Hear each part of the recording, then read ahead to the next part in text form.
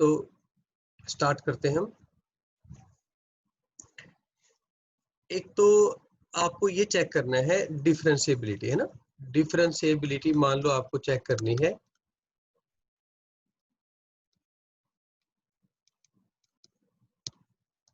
ठीक है, अब डिफरेंशिएबिलिटी चेक करनी है। सपोज आपको डिफरेंशिएबिलिटी चेक करनी है कि भाई √1 माइनस एक्स डिफरेंशिएबल है या नहीं, इंटरवल आपके पास 0 से 2।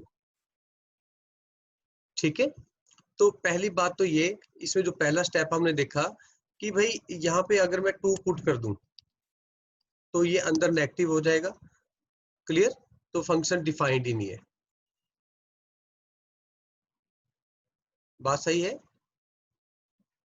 तो ये जो फंक्शन बना आपका, ये डिफाइंड नहीं है इसके ऊपर, डोमेन के ऊपर, इसलिए इसकी डिफरेंशिएबिलिटी की बात ही नहीं बनती।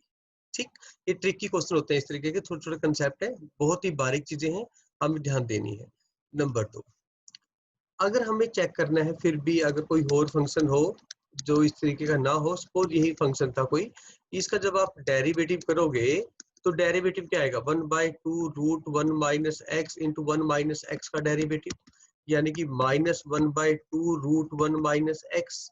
अब आप इसकी डोमेन निकाल दो, मतलब ये देखो ये इन्फिनिटी कब बनता है, ये डिनोमिनेटर जब 0 बनेगा। अब डिनोमिनेटर कब 0 बनता है, डिनोमिनेटर 0 बनता है तुम्हारा जब x इक्वल टू क्या हो, मतलब एट x इक्वल टू 1, है ना, इन्फिनिटी बनता ना।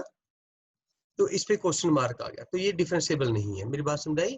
तो अगर फंक्शन का नॉर्मल डिफरेंशिएट करके और x की वैल्यू पुट करने के बाद वो बन जाता है इन्फिनिटी, तो वो फंक्शन उस पॉइंट पे डिफरेंशिएबल नहीं होता। हाँ, अगर मैं इस बात की बात करूँ यहाँ पे कि इंटरवल आपके पास 0 से हाफ है, तो 0 से हाफ में आपका 1 नहीं बिलोंग करता, तो 0 टू हाफ पे डिफरेंशिएबल है। It is not differentiable over any interval. It is not differentiable over at any interval which includes 0, which include 1, which includes 1। ठीक है, जिसमें x इक्वल टू 1 होगा उस इंटरवल में हमारा फंक्शन डिफरेंशिएबल नहीं होगा। Okay, concept number 1।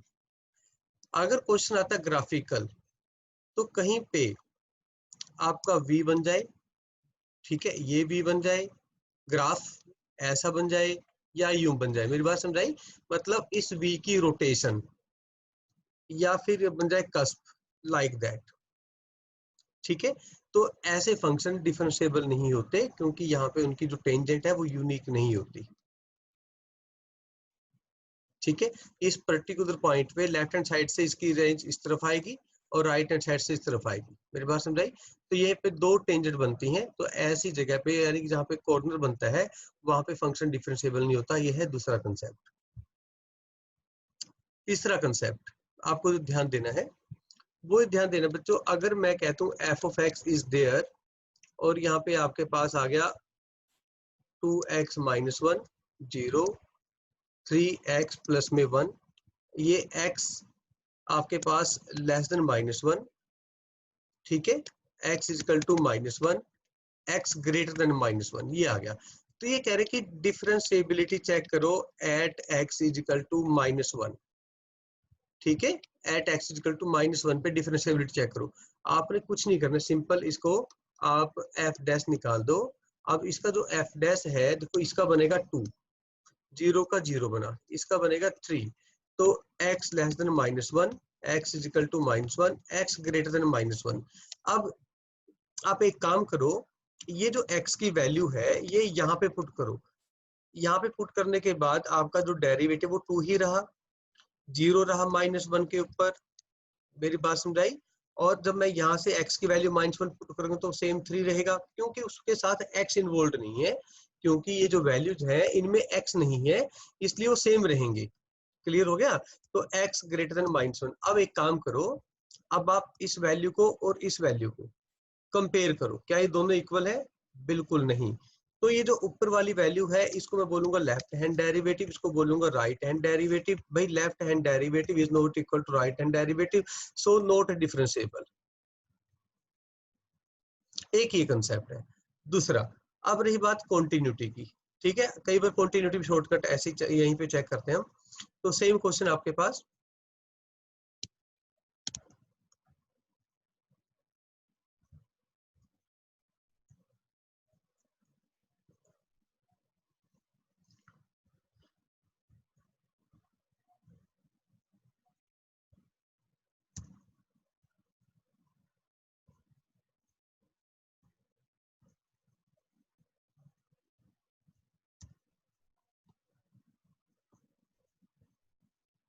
ठीक है बच्चों, ये क्वेश्चन आपके पास जो अभी हमने लिखा था दोबारा लिख दिया मैंने।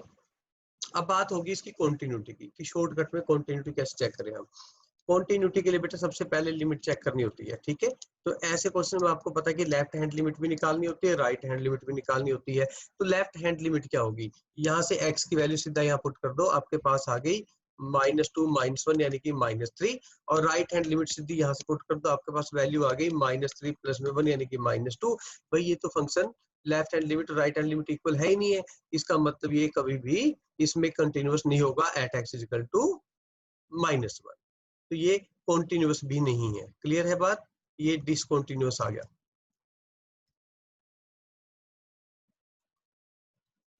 ठीक है। और अगर कोई दूसरा क्वेश्चन हो उसमें आप एल हॉस्पिटल रूल का यूज करेंगे, ठीक है। जैसे आपको कह दिया कि भाई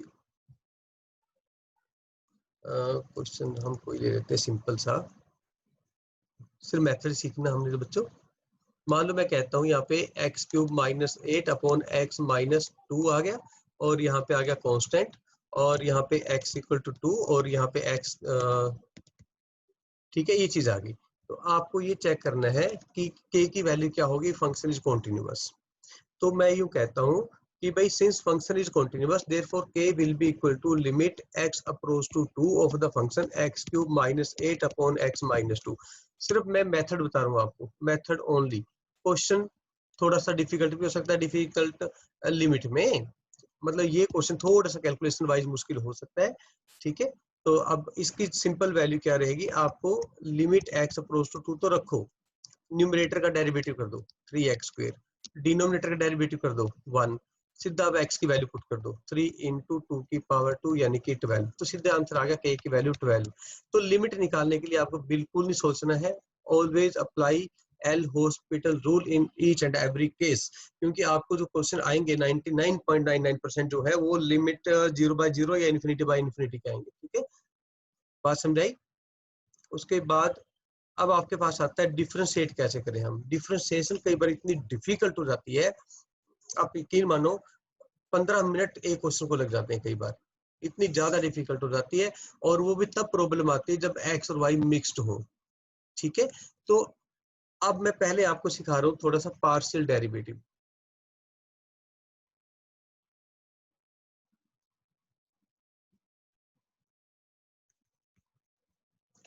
पार्शियल डेरिवेटिव, मान लो आपके पास फंक्शन है x, y, ठीक है।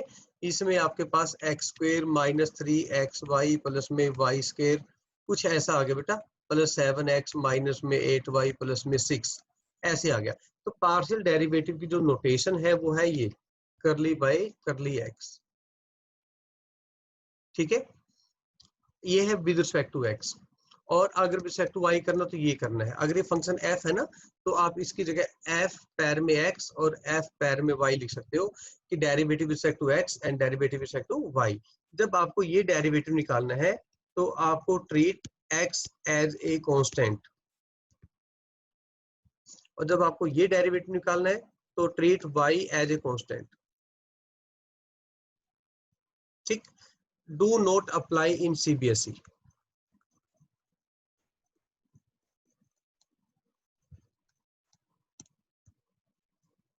Do not apply in CBSE, okay. तो बेटा अब हमें ये बोल दिया कि ये इक्वल टू 0 है भैया फंक्शन, ना मैं फंक्शन हटा देता हूँ यहाँ से। तो अब इसको with respect to x partial derivative निकाल लेंगे कैसे हम, with respect to x partial derivative, पहले f ही बोल देते हैं उसको। ये बन गया आपके पास पार्शियल डेरिवेटिव f(x) कैसे निकालेंगे, f(x) में y को कांस्टेंट ट्रीट कर लो, एफ एक्स में y को कांस्टेंट ट्रीट करो, तो एक्स स्क्वायर का डेरिवेटिव 2x। अब y कांस्टेंट है तो 3 भी तो कांस्टेंट है, तो -3y बाहर आ गया, x का डेरिवेटिव 1, y स्क्वायर का 0 प्लस में 7, ये भी 0 प्लस में 6 का डेरिवेटिव भी 0, तो आंसर आ गया आपके पास 2x - 3y प्लस में 7 का 6 का भी 0 आएगा, प्लस में 7 आंसर आ गया। ठीक है, तो ऐसे ही आप निकालो एफ वाई, मतलब partial derivative respect to Y, तो एक्स स्क्वायर का 0 -3 एक्स कांस्टेंट, वाई का डेरिवेटिव 1, फिर 2y 7 का 0 -8 प्लस में 0, तो आंसर आ गया आपके पास -3x प्लस में 2y माइनस में 8। मेरी बात समझाई? तो बच्चों अब आपको अगर क्वेश्चन दे रखा हो ऐसा ही कुछ, ठीक है, और हमें पूछा गया कि डेरिवेटिव निकालो, मैं इसी क्वेश्चन को दोबारा लिख देता हूँ, बहुत ज्यादा आसान है। ठीक है, आपको ये बोल दिया कि भाई फाइंड dy बाई dx, ये आप यूजुअली अपना आंसर चेक करने के लिए भी कर सकते हो।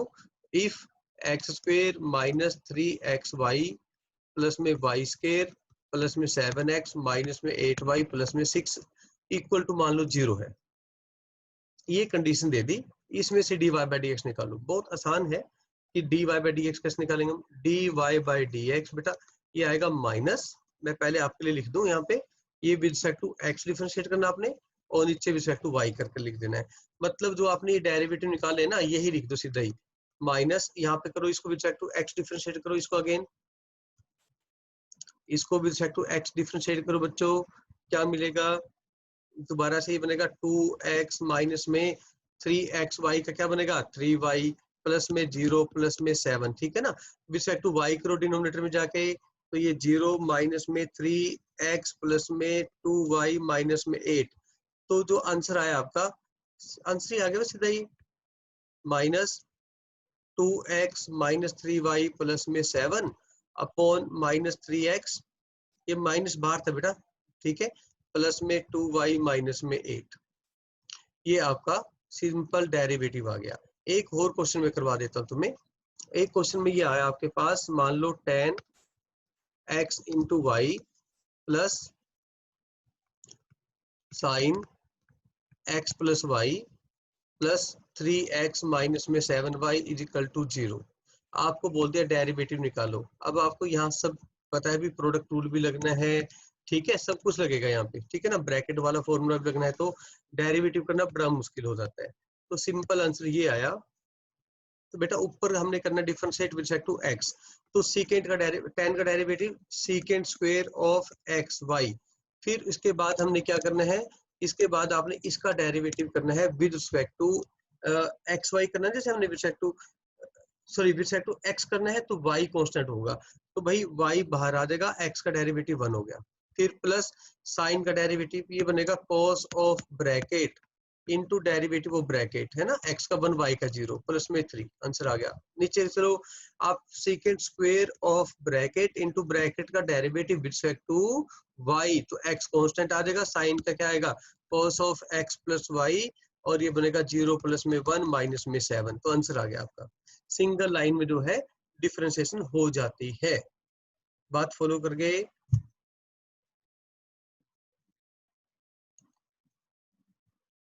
बोलो बच्चों। Yes sir.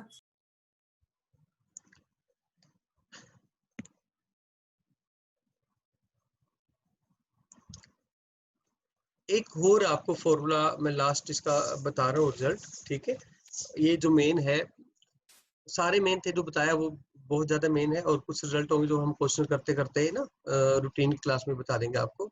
अब मैं एक दो और बता रहा हूँ आपको। एक डेरिवेटिव ये है बेटा, आपके पास मान लो y है, अब बड़े ध्यान से सुनना, ये x प्लस में 1 की पावर हाफ, ठीक है, x की पावर 3/2 साइन x, और भी बना सकते हो, बना ये लो पावर 3 भी कर दिया मैंने, ठीक है, और डिनोमिनेटर में आप कर दो 2x माइनस 3 की पावर मान लो 5/2, ठीक, इन 2 x प्लस 2, और क्या बना सकते हैं हम यहाँ पे, मान लो आपके पास log x भी है ना, ऐसा कुछ क्वेश्चन आ गया, तो इसको डिफरेंशिएट करना है सिंगल स्टेप में। तो सिंगल स्टेप में अब इससे ज्यादा कॉम्प्लिकेटेड क्वेश्चन भी आप बना सकते हो, बट इतना भयंकर आता भी नहीं है कहीं पे। अब क्वेश्चन की बात करें हम, इसका डेरिवेटिव क्या होगा भाई?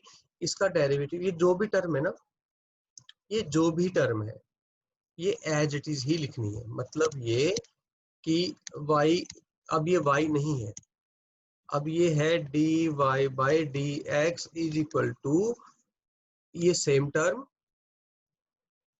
इन टू।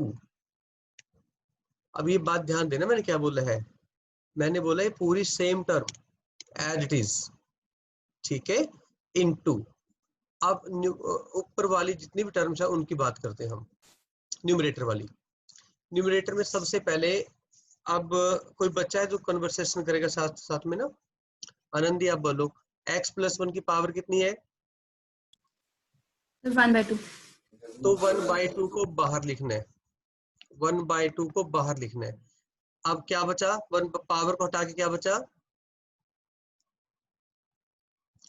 x plus 1। तो x प्लस 1 का डेरिवेटिव ऊपर लिखना है, फिर प्लस नेक्स्ट जो पॉइंट है वो 3x की पावर 3/2, तो उसकी पावर बाहर लिखनी है, x बच गया, x और x का डेरिवेटिव, फिर साइन की पावर 3, 3 बाहर, साइन का डेरिवेटिव अपॉन में साइन। अब क्या करना है, अब डिनोमिनेटर को माइनस में लिखना है, जितनी भी टर्म्स हैं, पावर जो बचा उसका डेरिवेटिव ऊपर, बाकी नीचे, ठीक। फिर माइनस x प्लस 2 का डेरिवेटिव अपॉन x प्लस 2, फिर माइनस log का डेरिवेटिव अपॉन में log, and just close the bracket. अब समझ आ गया स्टेप? इसका अगर Yes, मैं sir. इसका अगर मैं एक रूल बना दूं तो क्या होगा, मान लो y इज इक्वल टू f की पावर अल्फा, g की पावर बीटा और h की पावर गामा। मान लो नीचे 3 पॉइंट फंक्शन और आगे a, p की पावर a, q की पावर b और r की पावर c। सपोज ऐसे फंक्शन थे आपके पास, तो फिर जो dy बाई dx है उसके लिए फॉर्मूला क्या बनेगा? ये जरूरी नहीं है कि ऊपर 3 नीचे 3 हो, ऊपर हो सकता है एक भी ना हो, ठीक है। तो फिर करेंगे क्या हम, तो बच्चों यहाँ पे आपने ये जो टर्म है इसको एसिड्स लिखना है, मतलब f की पावर अल्फा, g की पावर बीटा, h की पावर गामा, p की पावर a, q की पावर b, r की पावर c, एंड फिर आपका काम स्टार्ट हो जाता है कि alpha into f dash upon f plus beta into g dash upon g plus gamma h dash upon में एच। फिर आपके पास आता है minus a p dash upon p, denominator वाली रकम माइनस में जाएंगी, ठीक है, minus C into R dash upon में आर। क्लियर है बच्चों? ये डेरिवेटिव बन गया, ये फॉर्मूला बन गया आपका। क्लियर है? Yes, sir.